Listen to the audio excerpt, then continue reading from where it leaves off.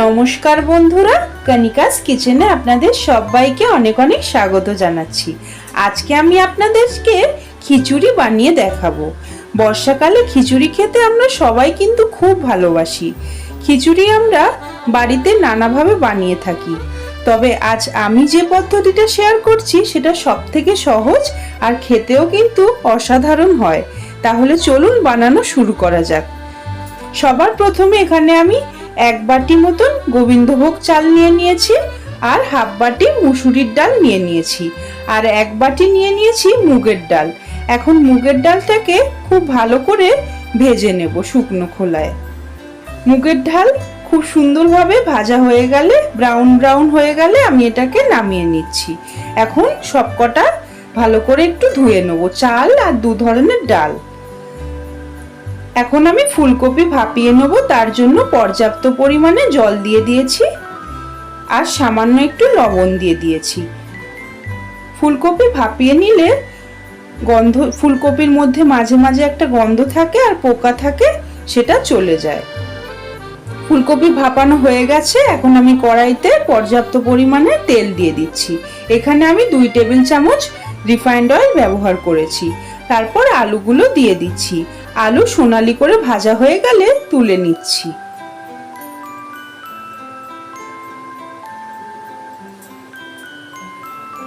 তারপর আমি ফুলকপিগুলোকেও ভেজে নেব। যে ফুলকপিগুলো আমি ভাপিয়ে রেখেছিলাম সেটাই আমি এখন হালকা ব্রাউন করে ভেজে নেব। ফুলকপি আমার হালকা ব্রাউন করে ভাজা হয়ে গেছে। এখন আমি এগুলোকে তুলে নিচ্ছি।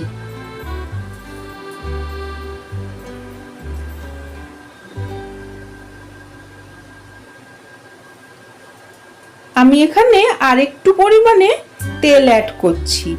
তারপর ফোড়নে দিয়ে দিচ্ছি শুকনো লঙ্কা, তেজপাতা আর দিয়ে দেব গোটা জিরে।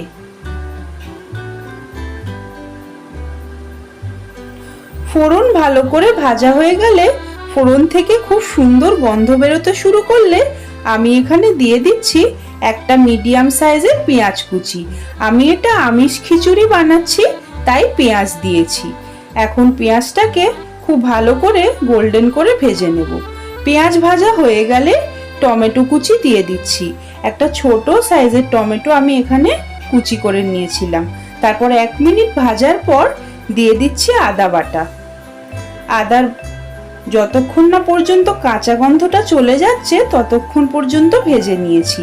তারপর স্বাদ মতন লবণ দিয়ে দিচ্ছি, হলুদ গুঁড়ো দিয়ে দিচ্ছি হাফ চামচ, লাল লঙ্কার গুঁড়োও দিয়ে দিচ্ছি হাফ চামচ, সবশেষে 1 চামচ আমি চিনি দিয়ে দিচ্ছি।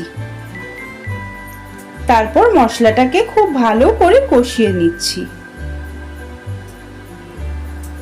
নাড়াচাড়া করে এটাকে ততক্ষণ কষাতে হবে যতক্ষণ না পর্যন্ত তেলটা সেপারেট হয়ে যায়। তারপর আমি দিয়ে দিচ্ছি চাল আর 2 ধরনের ডাল, যেটা আমি ভালো করে ধুয়ে রেখেছিলাম। এখন 5 থেকে 6 মিনিট এটাকে ভালো করে মশলার সঙ্গে একটু ভেজে নিচ্ছি।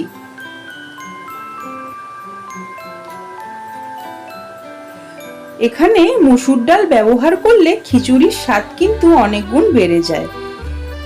তারপর 5 মিনিট পর আমি জল দিয়ে দিচ্ছি।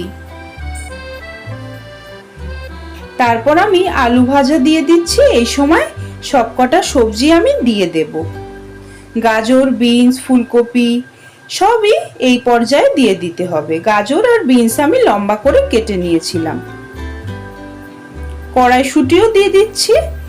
সমস্ত ভেজিটেবলস এই সময় দিতে হবে। তারপর নেড়ে চেড়ে মিডিয়াম ফ্লেমে 20 মিনিটের জন্য আমি রেখেছিলাম। খিচুড়ি আমাদের একদম তৈরি। দেখুন বন্ধুরা কি সুন্দর লাগছে দেখতে। গ্যাসের ফ্লেম আমি নিভিয়ে দিয়েছি। খুব সুন্দর হয়েছে খিচুড়িটা। আপনারা এইভাবে বানিয়ে দেখবেন, আপনাদেরও ভীষণ ভালো লাগবে। আমি আপনাদের দেখিয়ে দিচ্ছি কনসিস্টেন্সিটা কেমন হয়েছে। এবার আমি এটা নামিয়ে নিচ্ছি। আশা করছি আমার আজকের এই খিচুড়ির ভিডিওটা আপনাদের সকলের খুব ভালো লেগেছে। ভালো লাগলে বাড়িতে একবার বানিয়ে আমাকে কমেন্ট করে জানাবেন যে আপনাদের কেমন লাগলো। আমার ভিডিওটিকে একটি লাইক করবেন, আমার চ্যানেলকে সাবস্ক্রাইব করবেন আর বন্ধুদের সঙ্গে বেশি বেশি করে শেয়ার করবেন। আজকের মতন এই পর্যন্তই।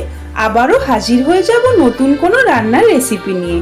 সেই পর্যন্ত আপনারা সবাই খুব ভালো থাকবেন, সুস্থ থাকবেন। এতক্ষণ পাশে থাকার জন্য অনেক অনেক ধন্যবাদ।